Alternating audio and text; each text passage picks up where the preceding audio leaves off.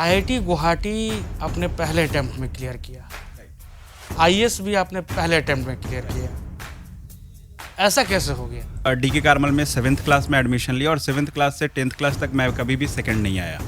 पढ़ो पढ़ो पढ़ो और सिर्फ पढ़ो, then you will obviously you will succeed at one time और द अदर। आई गॉट 201, मुझे जो है 201 मार्क्स मिले, तो I got one of the highest marks, not the. कैसे पॉसिबल?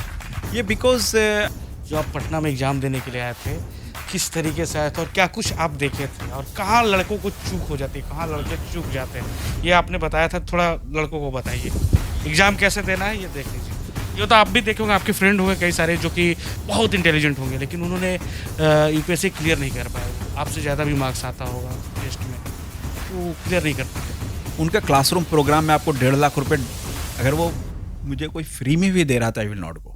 जैसे कुछ लोग बोलते हैं ना, मैं तो बहुत ही गरीब परिवार से हूँ, मैं 1.5 लाख का फीस, ज़रूरत ही नहीं है उसका। आपके पास ऑनलाइन रिसोर्स। पॉलिटिकल प्रेशर रहा कि नहीं इस जर्नी में? आपको पॉलिटिकल प्रेशर कहीं से मिला कि? बहुत ज़्यादा। जब as a SDM you got too much of political pressure, but बच्चे वही करते हैं कि उसको पढ़ते नहीं हैं।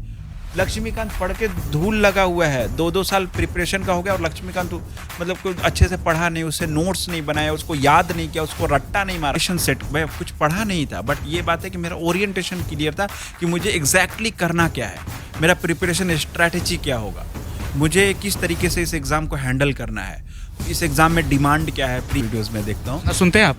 हाँ, म्यूज़िक भी सुनते हो। कौन फेवरेट सिंगर कौन सा है? उस टाइम मैं जिन पॉल में था, तो उस टाइम में हमने एक वहीं से हमने स्टार्ट ही किया था कि लक्ष्य विहीन जीवन पतवार विहीन, नौका जल रहित नदी की भांति होता है।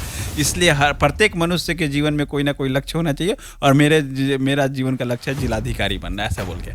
पढ़ने का टाइम में आपका फोकस पूरी तरीके से स्टडी पे होना चाहिए। You can not compromise with your study is your priority. मेरी मम्मी टीचर है और मेरे पापा जो है वो फार्मर है, वो अभी भी फार्मिंग करते हैं। कि जैसे आपने अपने जो इंटरव्यू शुरू किया, बिहार में अगर लड़का है और लड़का थोड़ा पढ़ने में तेज़ है तो भाई वो तो यूपीएससी देगा, वो तो एक है। तो बस वो तो ध्यान उस टाइम से ही था। सही था। मतलब इसको है कि 15 महीने में इंस्टीट्यूट के अलावा इंस्टीट्यूट आपने नहीं किया, आप बाजीराम में नहीं गया, विजन में नहीं गया, नेक्स्ट टाइम्स में नहीं किया, तो फिर यूट्यूब में आपने क्या सर्च किया, किस तरीके से तैयारी की, कौन से सर आपको पढ़ाए, किस तरीके से आपको ये सब सारे बच्चे जानना चाहते हैं, सारे स्टूडेंट। Very important. अब इसके लिए मैं यूपीएससी और बिहार में अगर आप जन्मे हैं तो यूपीएससी का सपना हर एक माँ बाप देखता है। जी हाँ, बिहार में जिस तरीके से यूपीएससी क्लियर करके बिहार के बच्चे पूरे देश में अपना नाम रोशन और उज्जवल करते हैं, उसी आईएएस ऑफिसर से आज हम आप लोगों को मिलवाएंगे और बात करेंगे कि ये आईएएस ऑफिसर मात्र 15 महीने में खुद से तैयारी करके बन गए। नमस्कार, आप देख रहे हैं आशा एक भारत, मैं रैना सिंह, और आज बात करेंगे बिहार और भोजपुर और आरा के उस लाल से जिसने सिर्फ आरा का ही नाम नहीं रोशन किया, पूरे देश में इसने सिद्ध कर दिया कि एक फार्मर का बेटा भी अगर चाह दे तो उसके लिए यूपीएससी और आईएएस बनना नामुमकिन नहीं है। तो चलिए हम आज मिलवाते हैं शहजाद आलम से, जो कि 2019 के बैच के आईएएस ऑफिसर हैं। किस तरीके से इन्होंने मात्र 15 महीने में क्रैक किया, और वो भी बिना किसी कोचिंग और इंस्टीट्यूट के। सारी चर्चाएं चलेंगी, आप लोग भी बने रहिएगा पूरे वीडियो पे और देखिए और सीखिए कि किस तरीके से आप भी आईएएस क्लियर कर सकते हैं और देश की सेवा में अपना जान लगा सकते हैं। तो चलिए सर, सबसे पहले आपका हमारे आशा एक भारत में बहुत बहुत स्वागत है। आपने समय दिया, इसके लिए बहुत बहुत शुक्रिया। सबसे पहले तो आपको नमस्कार, और ये एक अच्छा माध्यम है जिससे मैं भोजपुर के युवाओं से जो है अपनी बात को साझा कर सकता हूँ। तो मीन्स हम लोग एक एक करके स्टार्ट करेंगे। आप हिमाचल प्रदेश में, आपका कैडर हिमाचल का है, हिमाचल का कैसा एक्सपीरियंस रहा? सबसे पहला सवाल, हिमाचल का कैसा एक्सपीरियंस रहा? हिमाचल में अभी मैं अर्की सब डिवीज़न का एसडीएम हूँ। तो अर्की में actually Himachal is a very हिली टराइन एरिया। वहाँ पे बहुत लॉन्ग ट्रैवल हमें करना होता है।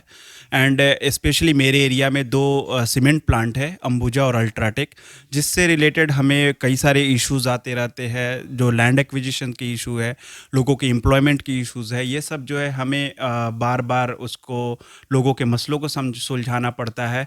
लोगों के वहाँ पे पहाड़ी इलाका है, तो एक रास्तों का दिक्कत, घरों में पानी जाने का दिक्कत, लैंडस्लाइड से जो लोगों के प्रॉब्लम्स होते हैं, तो उसके लिए हमें उनके लिए रिलीफ का भी प्रबंध करना होता है। हिली टेराइन और कर्वी रोड्स होने की वजह से वहाँ पे एक्सीडेंट्स अगर होते हैं तो हमें एक्सीडेंट्स में जैसे ही होते हैं वहाँ पे तुरंत पहुंचकर लोगों को रिलीफ देना, उन्हें हॉस्पिटल्स में ले जाना, ये सब सारी कामों को हमें वहाँ पे देखना पड़ता है। अब मैं आपको पीछे की ओर लेके जा रहा हूँ। जिस तरीके से पीछे की ओर आपका नेटिव प्लेस जो है वो आरा है। आरा के मिल्की मोहल्ला से आपने पढ़ाई स्टार्ट की और यहाँ पे आपने बचपन गुजारा। कैसा रहा बचपन आपका? मेरा यहाँ पे मैं 10th क्लास से मैं तक डीके कार्मल में पढ़ा। और मैं यहाँ पे बता दूं कि मैं डीके कार्मल में 7th क्लास में एडमिशन लिया और 7th क्लास से 10th क्लास तक मैं कभी भी सेकंड नहीं आया। तो यहाँ पे I was always a studious. और मैं ये चीज़ बिलीव करता हूँ कि हार्ड वर्क करना पड़ेगा। यू कैन नॉट क्रीब कि मेरा ये सिचुएशन है, मेरा वो सिचुएशन है। We we are not also in a better situation. मेरी मम्मी टीचर है और मेरे पापा जो है वो फार्मर है, वो अभी भी फार्मिंग करते हैं। तो इस वजह से जो है we we are in a similar situation like any other kid in this area, जो मैक्सिमम एरिया में है। But I always worked hard. मैंने हमेशा हार्ड वर्क पे बिलीव किया and I always stood first and I had a very wonderful childhood. And मेरे teachers बहुत supportive थे। I always get appreciation and जैसे डीके करबल के स्कूल के टीचर जो कि आपको बहुत सपोर्ट किया हो, आपका अभी भी नाम उनका याद हो या कुछ ऐसा? डीके कार्मल में एक्चुअली वो बहुत ही कम दिनों तक पढ़ा है। जैसे हमारे जो पीके मिश्रा सर थे, उन्होंने मुझे काफ़ी ज़्यादा एक्सपोजर दिया। वो क्लास में कभी कभी तो मुझे ही खुद पढ़ाने के लिए भेज देते थे। दूसरे हमारे अजय सर थे, वो भी जो है वो उन्होंने मेरे मैथ्स साइंस पे स्पेशली 9th-10th क्लास में बहुत ज़्यादा मेरे पे फोकस किया, मुझे अच्छे से पढ़ाया, मुझे पर्सनल अटेंशन दिया, जिस वजह से ही मेरा एक अच्छा फाउंडेशन क्रिएट हुआ। तो टीचरों से बच्चों को एक अच्छा अपना बॉन्डिंग बनाना चाहिए, टीचरों के साथ एक अच्छा अपना संबंध बनाना चाहिए, ताकि टीचर आप पे एक लगाव महसूस करे, आपके ऊपर पर्सनल ध्यान दे, आपको अच्छे से समझाए। और वो तब होता है जब बच्चा भी इंटरेस्टेड होता है, जब बच्चा हार्डवर्क करता है, जब टीचर्स को बच्चों में एक होप नज़र आता है। अगर बच्चा बिल्कुल भी कोई मेहनत नहीं करने वाला होता है तो टीचर सोचते हैं इसमें क्या फ़ायदा है। आप आईआईटी से पढ़े हुए, आईआईटी गुवाहाटी से, आप एक इंजीनियर भी हैं। आईआईटी गुवाहाटी आपने पहले अटेम्प्ट में क्लियर किया, आईएएस भी आपने पहले अटेम्प्ट में क्लियर किया। ऐसा कैसे हो गया? आईआईटी गुवाहाटी के लिए मैं ये बोलूँगा कि सबसे पहले तो मैं कोटा में 2 साल का प्रिपरेशन किया। तो कोटा का जो preparation was very tough time for me. It was really tough time, जहाँ पे मतलब मैं अगर यूपीएससी की बात करूँ तो यूपीएससी में मुझे उसका हाफ मेहनत करना पड़ा। Because coming from a very humble background, Arrah जैसे टाउन से हमें अच्छा यहाँ पे स्कूलिंग एंड वो सब मिला, but I have to gear up much as compare to the kid of the big towns. Because उन लोगों को अच्छा स्कूल एक्सपोजर होता है, दे हैव मीन्स इन्वायरमेंट अच्छे होते हैं, दे हैव देयर पेरेंट्स जो उन्हें पढ़ाते हैं। मेरे पेरेंट्स पढ़ाते थे बट रिलेटिवली बेटर होता है। तो वहाँ पे मुझे बहुत ज़्यादा गियर अप करना पड़ा। वहाँ पे कोटा में I worked very hard and वो जो बंसल में थे ना? बंसल क्लासेस में, और वो जो मुझे हार्डवर्क करने का जो मुझे वहाँ से जो एक हैबिट हुआ, this habit of hard work and your routine is something which will help you to get success. अगर आपको एक हार्डवर्क करने का वो होगा ना, मीन्स एक जुनून होगा और हार्डवर्क करने का आदत होगा, देन यू विल डू। देखो, अगर मैं बात करूं कि आईआईटी का प्रिपरेशन और यूपीएससी का प्रिपरेशन इंटायरली डिफरेंट थिंग है। It's a different world all together. यहाँ पे उसको आपको मैथ्स, फिजिक्स, केमिस्ट्री ये पढ़ने होते हैं। यहाँ पे आपको हिस्ट्री, जियोग्राफी एंड मेरा जैसे ऑप्शनल था पॉलिटिकल साइंस, ये पढ़ने होते हैं। Both are entirely different world, but what was common for me is the hard work, focus, because एक चीज़ मैं जो है बच्चों से ये बोलना चाहता हूँ कि अगर if you want to focus then you have to remove your external affairs. What I mean by external affairs is that if you want to study you will study. You cannot attend your someone wedding, or you cannot give time to your families, all these functions and all these things. If you are studying, you have to focus on your study. ये सब बाद में सब हो जाते हैं. अभी देखो मेरे भाइयों की शादी है and I have come here for a week and I can take leave, I can enjoy all this time. Now I have time, I can manage with all of with whatever capacity or responsibility I have. But the thing is कि जब आपका पढ़ने का time है, आपका focus पूरी तरीके से स्टडी पे होना चाहिए. You can not compromise with your study. Your study is your priority because that is something which will help you to get success. आप अभी इंग्लिश में बहुत सारे सवालों का जवाब दे रहे थे, बहुत सारे दर्शक नहीं समझ पा रहे होंगे, इसलिए मैं चाहूँगा कि हिंदी में भी बात करें और एक्सप्लेन करें हिंदी में भी. मेरा यही सवाल अगला रहेगा कि बिहार के लड़कों को इंग्लिश में बहुत ज़्यादा वीक होते हैं, मतलब उनका बोलने का जो तरीका होता है वो इंग्लिश में एक्सपोजर नहीं कर पाते हैं. ऐसा क्यों होता है और किस तरीके से इसको सुधारे बिहार के लड़के? क्योंकि आप जिस तरीके से बोल रहे हैं बहुत सारे बच्चे नहीं बोल पाते हैं, इंटरव्यू में भी फेस करना होता है तो उस समय भी उनका जो होता है स्पीकिंग जो होता है वो हिंदी ही वो चूज करते हैं. ये बताइए. This is very important question. और ये ऐसा नहीं है कि ये मुझे अभी आया, और इवन आईआईटी से पास आउट होने तक I was not like this. This is ये जो है मेरा यूपीएससी के प्रिपरेशन का कंट्रीब्यूशन है. क्यों? Because you have to read newspaper. आपको न्यूज़पेपर पढ़ना है, और अगर जब आप इंग्लिश न्यूज़पेपर पढ़ेंगे ना तो आपको वोकैब डेवलप होगा, आपको सेंटेंस फॉर्मेशन आएगा. और इनिशियली आपको इंग्लिश न्यूज़पेपर नहीं भी समझ आ रहा है, इट्स फाइन. आप टाइम्स ऑफ इंडिया से स्टार्ट करें जिसका लैंग्वेज रिलेटिवली जो थोड़ा आसान होता है, बट आप न्यूज़पेपर 100% डेली पढ़ें. Newspaper is something which will जो आपको बहुत हेल्प करेगा, एक तो नॉलेज गेन करने में, आपके आसपास क्या चल रहा है उसके बारे में, प्लस आपके इंग्लिश को इम्प्रूव करने में. तो न्यूज़पेपर जो है ना आपको बहुत ज़्यादा आपको हेल्प करेगा to improve your English vocabulary. और आपको इंग्लिश स्पीकिंग में भी आपको ऐसा लगेगा कि रीडिंग कर रहे हैं तो क्या फ़ायदा है बोलने में. नहीं, आप पढ़ेंगे ना न्यूज़पेपर, उसके बाद आपको खुद 1 साल 1.5 साल के बाद आपको फ़र्क नज़र आना शुरू हो जाएगा. तो that's why reading English newspaper is very important. और मैं ये बोलूँगा कि आप जो है टाइम्स ऑफ इंडिया से स्टार्ट कर सकते हैं, एंड देन जब आपको थोड़ा सा कंफर्टेबल लगे then you can move to the Hindu और इंडियन एक्सप्रेस. मैं वो 15 महीने पे भी आऊँगा. 15 महीने का वो पूरा राज जो है वो आपको इसी इंटरव्यू में देखने को मिलेगा कि 15 महीने किस तरीके से इन्होंने तैयारी की और 15 महीने में ही इन्होंने क्रैक कर लिया यूपीएससी को. तो लास्ट तक वीडियो पे बने रहिएगा, अभी कई सारे सवाल हैं और स्टेप बाय स्टेप हम लोग उस सवाल पे भी आएंगे. सर अगला सवाल जो है, आईआईटी आपने क्लियर किया, आईआईटी गुवाहाटी आपको मिला, कौन सा ब्रांच था? मेरा इलेक्ट्रॉनिक्स एंड इलेक्ट्रिकल इंजीनियरिंग था और मेरा बैच था 2012 से 16. किस तरीके का एक्सपीरियंस रहा वो? इंजीनियरिंग लाइफ किस तरीके की रही आपकी? किस तरीके का आपका मार्क्स था? किस तरीके से सब कुछ आपका था? आई हैड वेरी मतलब बेसिकली मैंने जो इंजीनियरिंग को एंजॉय किया, एंड आई हैड मेरे पास CGPA जो at the end of the था मेरा 9 CGPA आई गॉट. और मुझे जो है मैंने कई सारे प्रोजेक्ट्स भी किए जो मुझे, तो इस वजह से मैंने इंजीनियरिंग में कभी भी यूपीएससी को नहीं लाया. यूपीएससी उस टाइम ध्यान में था but engineering was my focus, and the reason इसके मुझे जॉब चाहिए था. दैट वाज आल्सो मतलब वो मेरे लिए ज़रूरी था. अगर एक बार आपके पास जॉब होगा ना तो means then you can earn, you can save, आप सेव कर सकते हैं, देन यू कैन फिर आप आगे यूपीएससी की तैयारी कर सकते हैं. तो इसी वजह, और उसके अलावा भी मुझे इंजीनियरिंग में मज़ा आता था. मतलब मैथ्स वहाँ पे जो था वो मुझे अच्छा लगता था मैं करना. इंजीनियरिंग स्टूडेंट एक करते हैं, बंक करते हैं क्लास, कभी आपने ऐसा किया इंजीनियरिंग बंक? मैंने कभी भी इंजीनियरिंग क्लास में बंक नहीं किया. एक्चुअली मेरे फ्रेंड्स थे, मेरे 4 फ्रेंड्स थे, और हमने जो है कभी भी मतलब हमने जो ऐसे भी लेक्चर्स जो बैठे बैठे जहाँ पे जो इंसान सो जाए वैसे भी लेक्चर में हमने कभी भी बंक नहीं किया. बिकॉज लेक्चर अटेंड करते रहने से पता चलता है कि क्लासेस में चल क्या रहा है, कोर्स में क्या चल रहा है, नोट्स बन रहा है एटलीस्ट, एंड देन फिर बाद में आप घर पे पढ़ सकते हैं. तो मैंने तो कभी इंजीनियरिंग में क्लास बंक नहीं किया.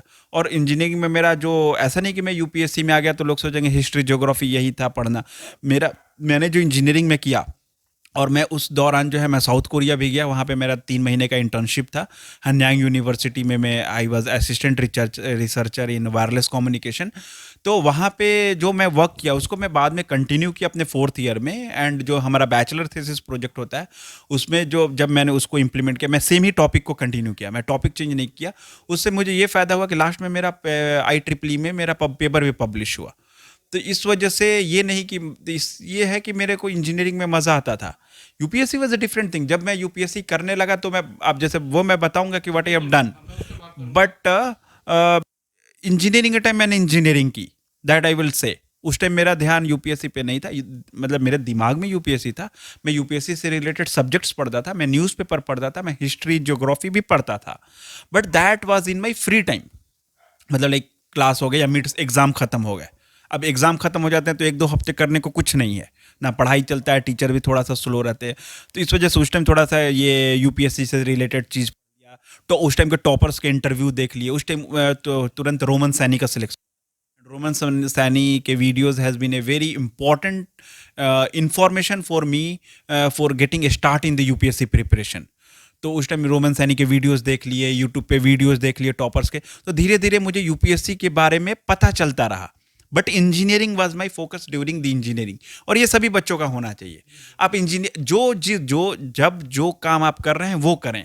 ये नहीं कि जब जो करने का टाइम है वो कुछ और किया उस टाइम, और जब कुछ और टाइम कुछ और किया। नहीं, इंजीनियरिंग का टाइम मेरा फोकस इंजीनियरिंग था, बट यूपीएससी प्रिपरेशन मैं अपने फ्री टाइम में करता था। और वो मैं प्रिपरेशन कुछ खास ऐसा नहीं करता था, मेरा एग्जाम के प्रति मैं अपना ओरिएंटेशन बनाता था। इस एग्जाम के लिए ओरिएंटेशन बनाना वेरी इंपॉर्टेंट है कि हिस्ट्री में क्या पूछते हैं।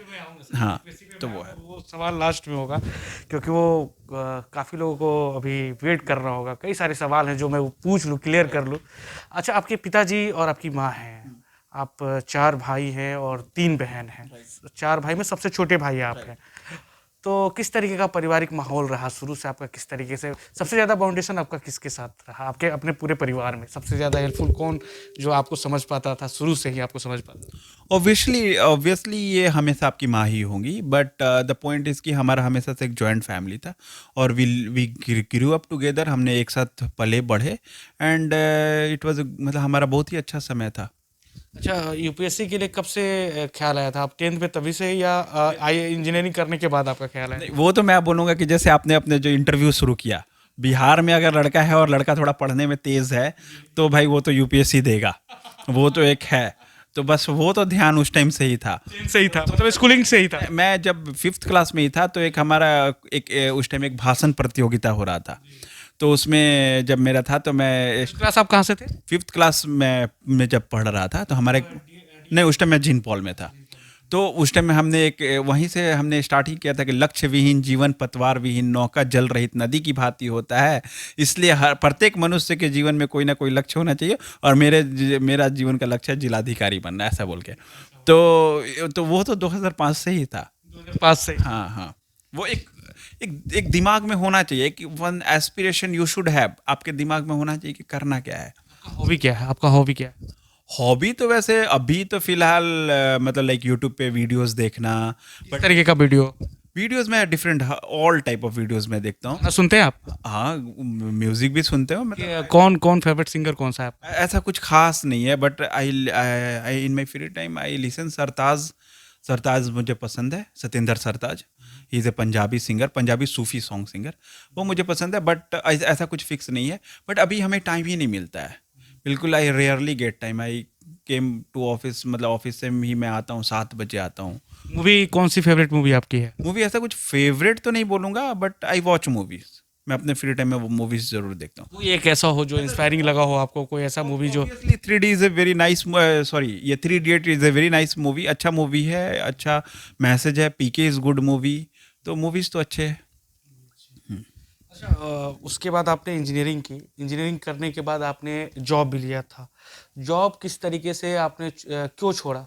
सबसे सवाल। और अगर जॉब करना ही था आपको, जॉब नहीं करनी थी आपको, आईएएस में जाना था, तो फिर उसी समय आप आईएएस के प्रिपरेशन में क्यों नहीं चले? एक्चुअली मेरा जो है 3rd ईयर में प्लेसमेंट इंटर्नशिप हुआ। तो मेरा 2nd ईयर का इंटर्नशिप तो साउथ कोरिया में था, 3rd ईयर का इंटर्नशिप मेरा क्वालकॉम में था। तो क्वालकॉम में as a part of engineering वहाँ पे प्लेसमेंट के लिए इंटरव्यू होता है, इंटरव्यू दिया, मेरा क्वालकॉम में इंटर्नशिप मिला। आई गॉट, मैं वहाँ पे 2 महीने हैदराबाद में इंटर्नशिप किया। देन आफ्टर दैट उसके बाद क्या हुआ कि मुझे प्री प्लेसमेंट ऑफर आ गए, मतलब प्री प्लेसमेंट से पहले ही मेरे पास जॉब था क्वालकॉम में। तो फिर obviously when you have job, और बिहार जैसे जगह पे अगर आपके पास हाथ में जॉब है, नो वन विल लीव इतना इजीली। प्लस दूसरा ये बात है कि you should be very financially sound. अगर आप यूपीएससी का प्रिपरेशन कर रहे हैं तो आपका कोई भरोसा नहीं है, आप अपने पेरेंट्स पे एक पीरियड के बाद ज़्यादा डिपेंड नहीं हो सकते हैं। तो इस वजह से मेरा ये भी मोटिवेशन था कि अगर मैं 2 साल जॉब कर लूँगा तो I will have enough saving so that I can continue my preparation hassle free, बहुत आराम से। और मुझे लाइक ये सब एक्स्ट्रा, मैं थोड़ी देर पहले बोला ना, आपका अपना एक्स्ट्रा अफेयर्स को कम करना पड़ेगा, ऐसा फालतू ये सब जो चिंता है ये सब में। तो आई हेड दैट्स वाई, वो मेरा एक मेन रीज़न था। दूसरा था कि मुझे कंपनी का एक्सपोजर मिलेगा, I will work with the industry. तो इस वजह से मैं वहाँ पे 15 महीने काम किया। मैं 4 जून 2016 से मेरा मई में जो है मेरा इंजीनियरिंग ख़त्म हुआ, जून में ज्वाइन किया मैं। तो 4 जून 2016 से मैं वहाँ पे सितंबर तक काम किया, 27 सितंबर तक काम किया। आपने जॉब छोड़ी, फिर आप यूपीएससी में आ गए। दिल्ली का एक्सपीरियंस के साथ, अब दिल्ली गए थे ना तैयारी करने के लिए? अच्छा, दिल्ली गए थे आप, तो फिर आप किसी इंस्टीट्यूट में क्यों नहीं गए? सबसे बड़ा सवाल इंस्टीट्यूट, और ये आप ज्वाइनिंग क्यों नहीं की, आप खुद से घर पे रह के क्यों पढ़े? मैं 27 सितंबर 2017 को दिल्ली गया। तो मुझे जो ऐसा लगा कि जनरल स्टडीज़ यूपीएससी में बेसिकली 2 पार्ट है, one is general studies, one is optional. तो जो जनरल स्टडीज़ का जो स्टैंडर्ड होता है ना, वो होता है 12th क्लास के स्टैंडर्ड का क्वेश्चन होता है, 12th से स्लाइटली प्लस, बिकॉज वो जनरल स्टडीज़ है। यूपीएससी भी लिखता है कि you do not need specific means इसमें एक्सपीरियंस और वैसा। बट जो ऑप्शनल होता है ना, उसमें यू नीड एक्सपर्टीज़, आपको एक्सपर्टीज़ चाहिए, आपको डेप्थ चाहिए। तो इसलिए ऑप्शनल का तो कोचिंग करना था, दैट वाज कंपलसरी कि करना ही है। तो मैं सुब्रा, मेरा पॉलिटिकल साइंस ऑप्शनल था, तो मैं वहाँ पे जो बेस्ट है वो ऑब्वियसली पॉलिटिकल साइंस में there is no other than Subhra Ranjan. तो मैं ऐसा क्यों? उनसे बेस्ट कोई नहीं है। मैडम का नोट्स अच्छा होता है, मैडम बहुत ही सिंपल से एक्सप्लेन करती हैं, और मैडम जो है वो कोई फ़र्क नहीं पड़ता कि आप इंजीनियरिंग बैकग्राउंड से हैं या कहाँ से हैं। मैडम का इतना स्ट्रेट फॉरवर्ड होता है और नोट्स इतना सिंपल होता है कि it is easy to grasp. तो वहाँ पे कोई डिबेट ही नहीं है कि उनसे बेटर कौन है, तो ऑब्वियसली उनको ज्वाइन। लैंग्वेज आपने कौन सी चुनी? इंग्लिश से ही एग्ज़ाम दिया था। तो लेकिन उसके बाद जो जनरल स्टडीज़ है वो मुझे लगा कि क्लासरूम में बैठ के ये सिंपल 12th क्लास के हिस्ट्री ज्योग्राफी बैठ बैठ के नोट्स बनाना, ये बहुत ज़्यादा था, ये मेरा बहुत ज़्यादा समय ले लेता। बच्चे का यही होता है कि 1 साल पूरा बैठ के कोचिंग किए, फिर अगले साल फिर तैयारी किए, 2-3 साल तो इसमें ही निकल गया। मुझे लगा कि इसमें बहुत सारे जो ऑनलाइन रिसोर्सेज अवेलेबल है, बुक्स अवेलेबल हैं। जैसे मैं बात करूँ कि 15 महीने का जो जर्नी है आपका, वो में पहला जो है, आप वहाँ पे गए, आपने डिसाइड कर लिया कि मेरे को जो है पॉलिटिकल साइंस जो है उसी का सिर्फ और सिर्फ कोचिंग करनी है। उसके अलावा उसके बाद आपने क्या किया? वहाँ पे आपने रूम लिया, किस तरीके से आपने स्टडी जो है पहला दिन आपने किस तरीके से स्टार्टिंग की उसको? मैं एक्चुअली जैसे कि आपको रूम्स के लिए क्या होता है कि वहाँ पे जैसे बहुत सारे जो ग्रुप वेबसाइट्स हैं ना, फोरम आईएस का बहुत सारे पेजेस होते हैं। तो वहाँ पे मैं फोरम आईएस पे डाला कि आई नीड ए रूम और समथिंग, तो मुझे वहाँ पे पटेल नगर में मुझे रूम मिल गया। देयर वाज 3 BHK था, 3 लोग थे, तीनों लोग यूपीएससी के प्रिपरेशन वाले थे। तो मैं वहाँ पे एक रूम मिल गया और आराम से मैं वहाँ चला गया। तो उसमें तो कोई मुश्किल नहीं। फिर मुझे अपने प्रिपरेशन का वो पता था कि मुझे, बिकॉज मैं बताया ना कि मैं अपना ओरिएंटेशन सेट, मैं कुछ पढ़ा नहीं था, बट ये बात है कि मेरा ओरिएंटेशन क्लियर था कि मुझे एग्जैक्टली करना क्या है, मेरा प्रिपरेशन स्ट्रैटेजी क्या होगा, मुझे किस तरीके से इस एग्ज़ाम को हैंडल करना है, इस एग्ज़ाम में डिमांड क्या है, प्रीवियस ईयर क्वेश्चंस क्या है, सिलेबस क्या होते हैं, ये सब मुझे पता था। तो इसी वजह से मुझे अपना प्रिपरेशन स्ट्रैटेजी पता था। तो then I started with my strategy. उसके बाद आपने वहाँ पे आप तैयारी कैसे कर रहे थे? कितने घंटे पढ़ते थे? सबसे ज़्यादा ज़रूरी होता है ना, कई सारे यूपीएससी जो तैयारी कर रहे होंगे, ये सवाल सबके मन में होगा कि 24 घंटे का मतलब कि आप 2 घंटे बस 3 घंटे सो, उसके बाद आप सिर्फ आप कंटिन्यू पढ़ाई और पढ़ाई पढ़ाई, ऐसा होता है या क्या होता है? बिल्कुल ऐसा नहीं है। मेरा प्रिपरेशन का ये था कि मैं जनरली 7:30 बजे तक उठ जाता था। And it is very important, बहुत इंपॉर्टेंट है कि आप अपने आप को फ्रेश हो, टेक बाथ, बिकॉज ऐसे उठ गए, ऐसे बैठ गए और इधर 4-5 घंटे तो आपका निकल जाएंगे, पता ही नहीं चलेगा। You have to be very disciplined. अगर 7:30 बजे उठना है, उठना है। एंड देन आपको you have to take bath, you have to take breakfast, you have to get refresh. जैसे नहीं होता ऑफिस जाने के लिए लोग तैयार होते हैं, वैसा यू शुड बी। आप अच्छे से then sit on your chair and start study. ऐसा नहीं कि उठे और 2-3 घंटे तो इधर उधर है और इसमें ही निकल गया, नहीं। 7:30 बजे उठे, देन एट मैक्स 8:15 तक you are on your study table, then start your study. And उसके बाद आप अपना पढ़ाई कीजिए, देन ब्रेकफास्ट कीजिए, लंच कीजिए। कितने बजे तक पढ़ते थे? 8:15 आप बैठे, उसके बाद कितने बजे तक पढ़े? पढ़ाई कर रहे हैं, कितने घंटे? फिर पढ़ाई कर रहे हैं। कंटिन्यू पढ़ते रहे? हाँ, फिर देर इज नो ब्रेक। मेरा ब्रेक होता था either I will take breakfast, lunch. कब होता था? वही ब्रेकफास्ट कभी भी कर लिया, लाइक 10 बजे ब्रेकफास्ट कर लिया, लंच 1:30-2 बजे कर लिया, वैसा मतलब बीच में कर लिया। कभी कभी हमने ब्रेकफास्ट और लंच को कंबाइन कर दिया, ये 11 बजे कर लिए। बट उठ रहे तो सिर्फ खाने के लिए उठ रहे। और उसके बाद इवनिंग में मैं थोड़ा बाहर जाता था, लाइक फॉर 15 to 20 मिनट्स और आधे घंटे के लिए, लाइक जो भी घर का ज़रूरत है, ग्रॉसरी, मिल्क, ये सब लाने के लिए। उसके बाद लास्ट में रात में डिनर कर लिया, दैट्स इनफ। और फिर उसका डिनर करके बट मैं फिर मैक्सिमम टू मैक्सिमम मैं 12:30 तक सो जाता था। तो मेरा रूटीन यही था, सोना, अगर मैं बैठूँ सोना, उठना, पढ़ाई करो और बीच बीच में खाना खाना, फिर सो जाना। This was my continuous routine and this is very important, जो मैं वर्ड की यूज़ किया, कंटिन्यूअस। अब इसको आप 24 घंटे, बस आपने 15 महीने ये रूटीन फॉलो किया? This I followed. Even you will be very surprised कि प्रीलिम्स से 1 महीने पहले मेरे खुद की बहन की शादी थी, ठीक है? अपनी बहन? अपनी बहन की शादी थी। अब कुछ उस चक्कर में क्या करेंगे लोग, तो 15 दिन तो ऐसे ही निकाल देंगे। हाँ, निकालेंगे नहीं निकालेंगे। मैं उसको अटेंड करने के लिए क्या किया कि भाई 15, चलो बहन की शादी है। पहले तो मेरा आई वाज, इससे कुछ लोग बोल सकते कि वो आई वाज सो फोकस्ड कि मुझे नहीं जाना है, प्लान की लाइट लेते हैं, कोई चक्कर नहीं है। कुछ लोग तो 1 महीना निकाल देंगे ऐसे ही, भले प्रीलिम्स हो या जो हो। लेकिन मुझे, बट मैं सोचा कि चलो नहीं जाना चाहिए मुझे। तो मैं 12 बजे फ्लाइट लिया, 2 बजे तक इधर पहुंचा पटना, 5 बजे तक घर। हाँ, 5 बजे तक घर। रात में अपना बारात अटेंड किया, जो भी शादी अटेंड किया। सुबह फ्लाइट, दोपहर तक वापस दिल्ली। मतलब I just give 24 hours to my sister wedding. और ये नहीं, रात को शादी हुई और अगले दिन भाई? सुबह निकल के एंड देन फिर उसके बाद 12 बजे मैं वापस दिल्ली, और 12 बजे से तो 1 बजे से पढ़ाई चालू। ये नहीं कि अब थोड़ा 2 दिन आराम करते हैं, अभी तो घर से आए हैं और अभी घर जाना है तो 2 दिन तैयारी कर। This all you can not afford at the time of exam. ये आप मैनेज कैसे किए उस टाइम? अगर बहन की शादी हो तो बहुत सारे कुछ लोग हैं घर के वो करने के लिए, वो मैं ही थोड़ी हूँ। और अभी भी तो मेरे घर में जिससे शादी है तो थोड़ी मैं कुछ कर रहा हूँ।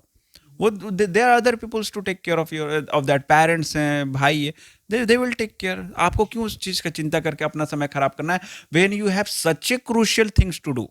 ऐसा अगर सोचेंगे तो और भी फैमिली मेंबर्स भी तो सोचेंगे फिर कि भाई नहीं कर रहा है, भाई की भी बहन। नो, अभी मेरे parents obviously they will be more proud to me, right?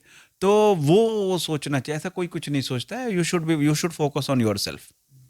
आपको अपने आप पे ध्यान देना चाहिए, अपने आप पे, आपके लिए क्या प्रायोरिटी, कर लेंगे लोग, हो जाएगा, ऐसा कोई चक्कर नहीं है, सब हो जाता है। उसके बाद अब मैं एग्जाम पे आता हूँ, मेन जो एग्जाम आपका था, कहाँ आपका सेंटर कहाँ? जस्ट फॉर दैट सेक अगर मैं बात बोलूं तो मेरे भाई की भी इंगेजमेंट थी प्रीलिम्स और मेंस के बीच में, अगस्त में।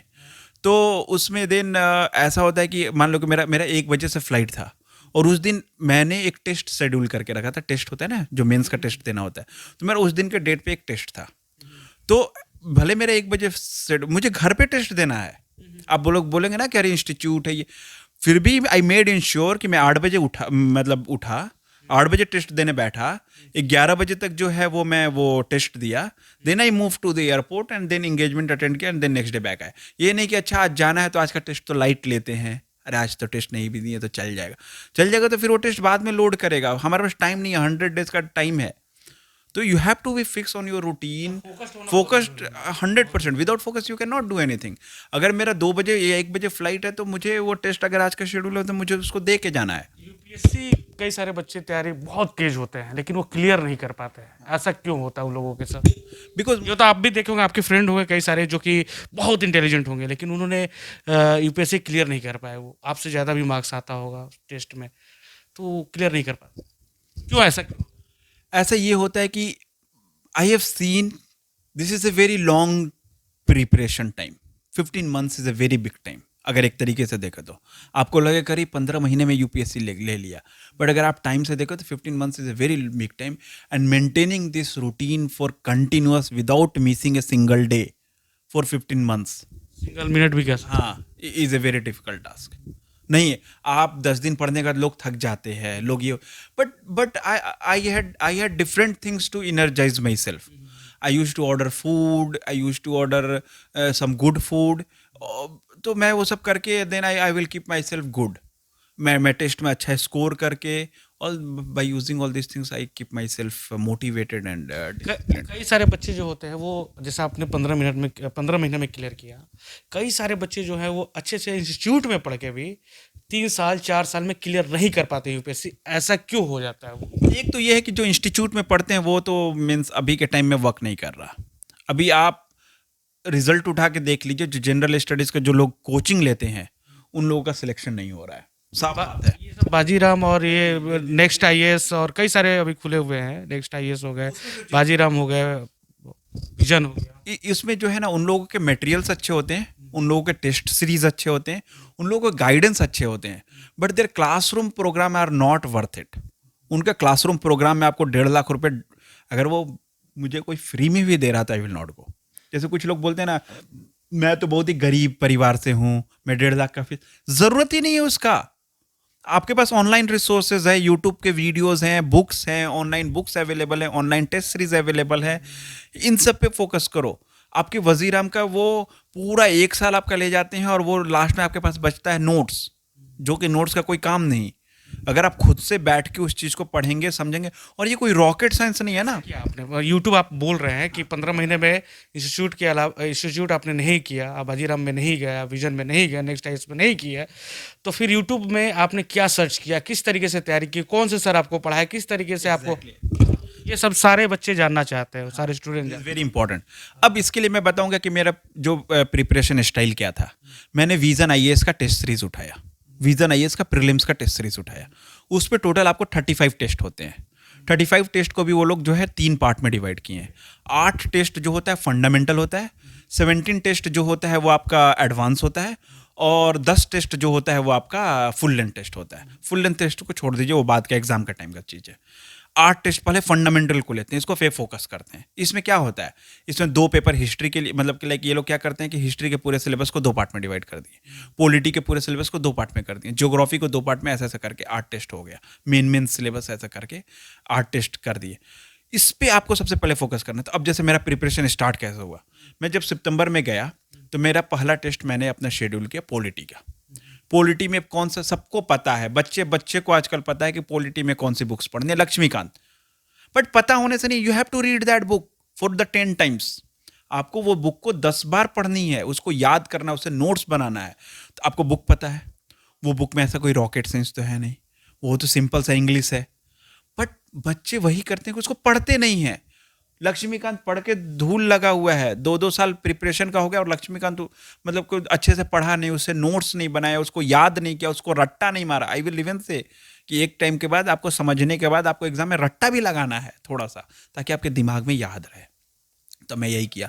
जैसे पॉलिटी के टेस्ट को उन लोगों ने 2 पार्ट में डिवाइड किया, तो मैंने मान लो कि उसका शुरू, उसमें मान लो कि 30 चैप्टर है, तो 15 चैप्टर को फर्स्ट टेस्ट में किया।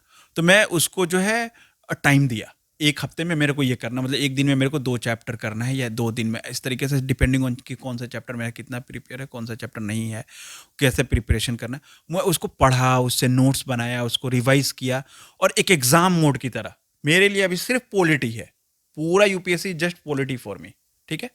पॉलिटी का मैं लक्ष्मी का, कोई और सब्जेक्ट नहीं? अभी कुछ नहीं, सिर्फ पॉलिटी चल रहा, सिर्फ पॉलिटी पॉलिटी, सुबह उठे पॉलिटी पॉलिटी, शाम तक, ठीक है। बहुत सारे बच्चे डिफरेंट सब्जेक्ट भी ले लेते हैं उसी समय, वो वर्क करता है या ये ज़्यादा वर्क करता है? डिपेंड्स। अगर आप ऐसा है कि आप एक सब्जेक्ट पढ़ के बोर हो जाते हैं, तो then you can start with 2 subject, polity और हिस्ट्री ले लिया। बट मुझे, मैं बोर नहीं होता हूँ, पढ़ना है तो पढ़ना है यार। बकवास करेंगे तो कुछ होने वाला है नहीं। पढ़ाई करना जो है करना है, there is no other alternative.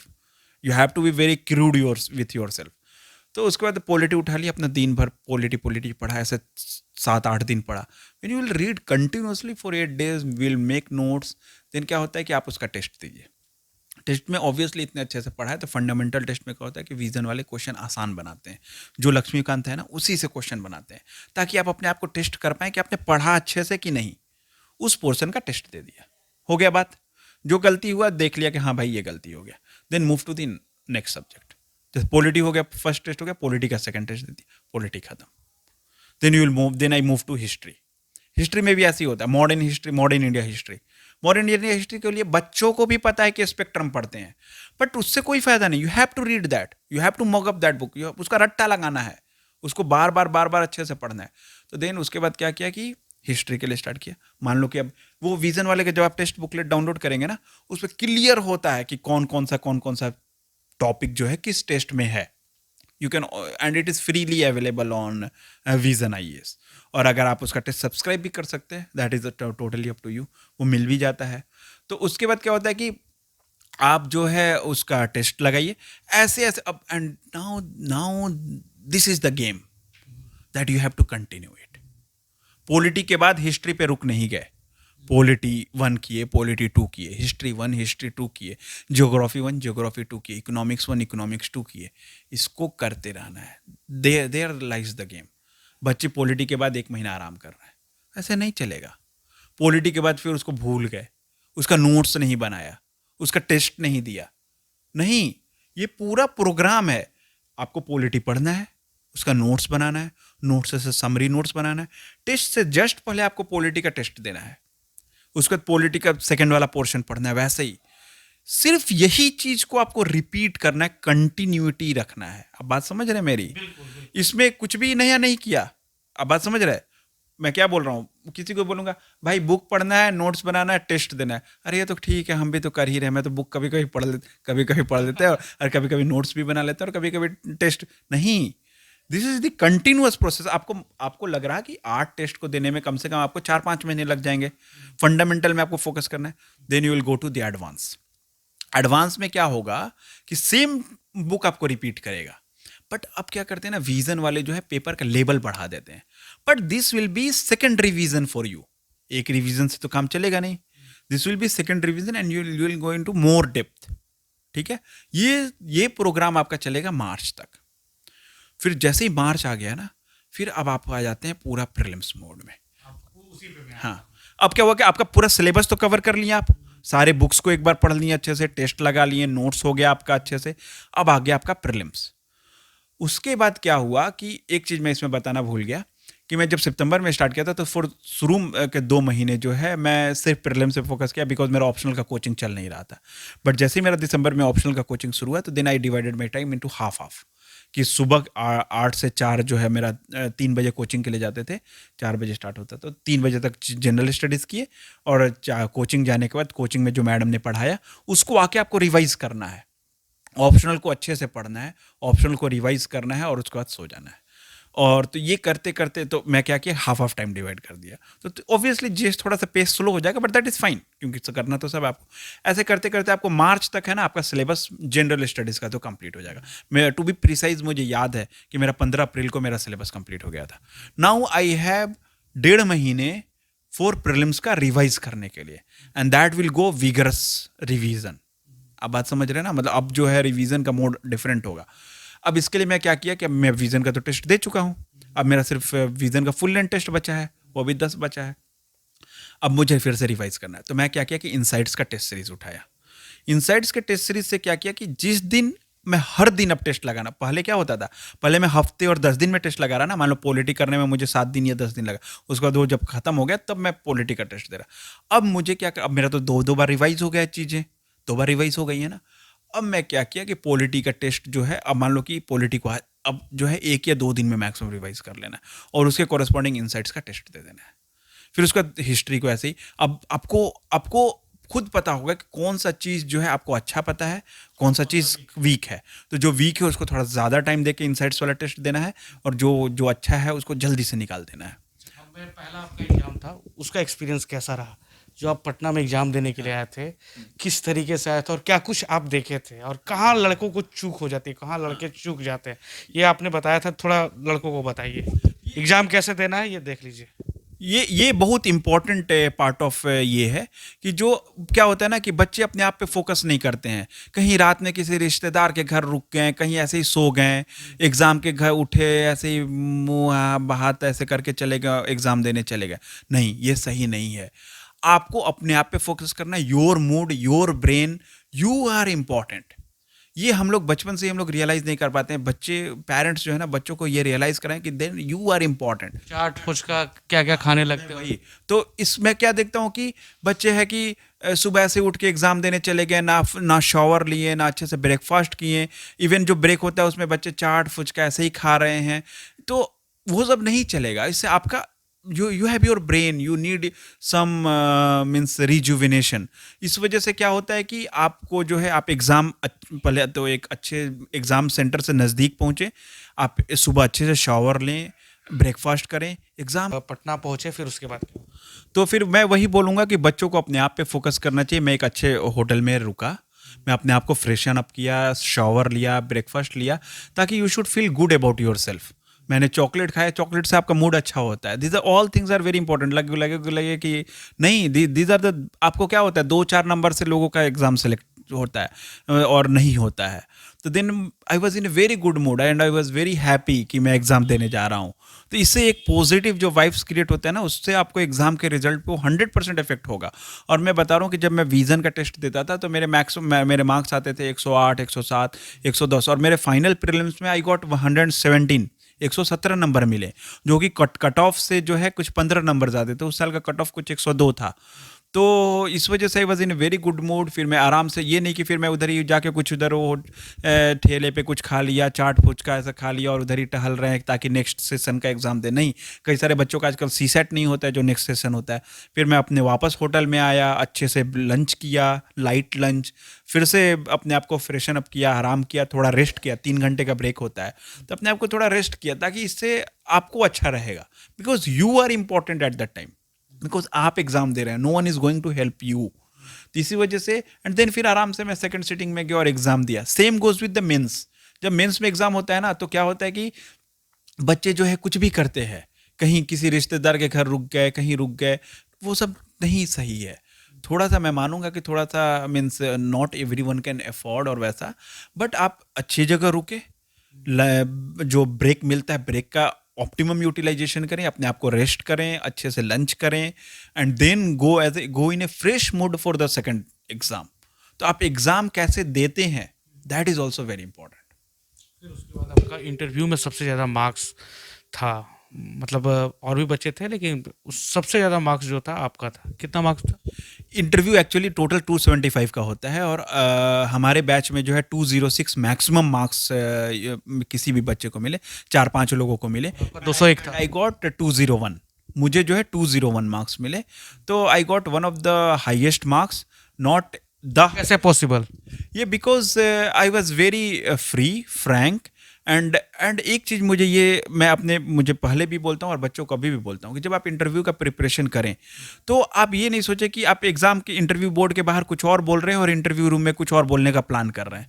Interview में यू कैन नॉट फेक, जो है सो है बोलना है, जो आपके मन में है वही बोलेंगे, वहाँ पे आप बात नहीं बना सकते हैं।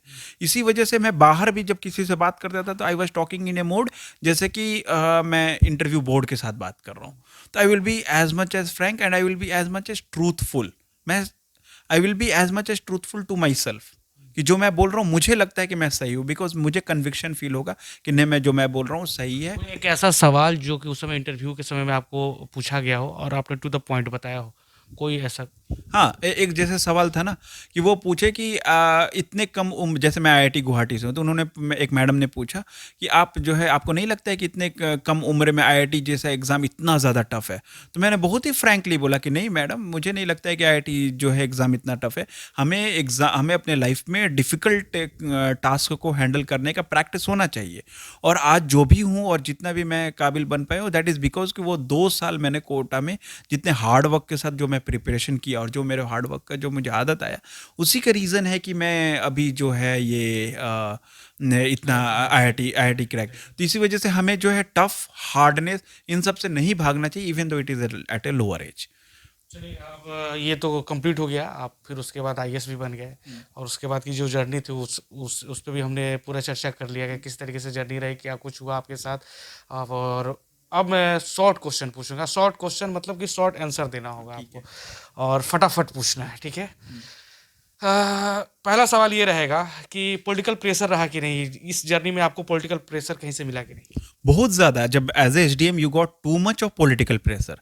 But you have to work as per your conscience and you have to means SDMs ऐसा पोस्ट है जहाँ पे आपको मीन्स पॉलिटिकल पार्टीज को बैलेंस करने होते हैं and specially with my case I had a different MLA of different party then the ruling party. तो ये तो और भी क्रिटिकल और चैलेंजिंग टाइम्स हो जाते हैं। तो I had political and I had too much political pressure actually. उसको मैनेज कैसे करें? मैनेज करते हैं उनके means I go case to case basis. I will not predefined कि मुझे ये आदमी पसंद है और वो आदमी पसंद नहीं है। जो आदमी जो बात बोल रहा है, जो उस समय जो बोल रहा है, वो कितना सही बोल रहा है, उसका कितनी बात सही है और उसमें हमें क्या करना चाहिए, मैं वो सोचता हूँ। मैं प्री कंसेप्ट नहीं बोलूँगा कि ये आदमी तो फालतू ही है और ये आदमी अच्छा है, ऐसा नहीं है। और ये पॉलिटिकल पार्टी और ये वो पॉलिटिकल पार्टी। जो आदमी जो चाहे टाइम जो केस स्टडी को बोलेगा, that way I use to. ये मेरा स्टैंडर्ड फॉर्म। भोजपुरी आवेला कि ना? भोजपुरी भी आता है मुझे। आरा से पानी बहुत सारे दर्शक पूछेंगे कि भोजपुरी बोलते हैं कि नहीं। हाँ, आई हलबा इतना बस नॉर्मल। क्या क्या क्या बोलिए? जैसे काहो का हलबा, इस तरीके से ज़्यादा नहीं आता है, बट हाँ थोड़ा आता है। हाँ, भोजपुरी में लोगों से बात करते हैं, यहाँ इंटरेक्शन कैसा होता है? ऐसे मैं मतलब आप जैसे अभी बात कर रहे हैं वैसे ही करते हैं। लेकिन भोजपुरी आप समझ लेते हैं वो? अच्छे से समझ लेते हैं। हाँ हाँ। क्या कहना चाहिएगा आरा वासियों को और पूरे बिहार वासियों को, अपनी तरफ से क्या संदेश रहेगा आप? मैं ये संदेश देना चाहता हूँ स्पेशली बच्चों को कि भाई हार्ड वर्क करो। आजकल नौकरी में कमी है, लोग बोलते हैं कि जॉब नहीं है, ये नहीं है, बट जॉब नहीं है, there is a talent mismatch. कि जो नौकरी है उसके लिए परफेक्ट बच्चे नहीं हैं।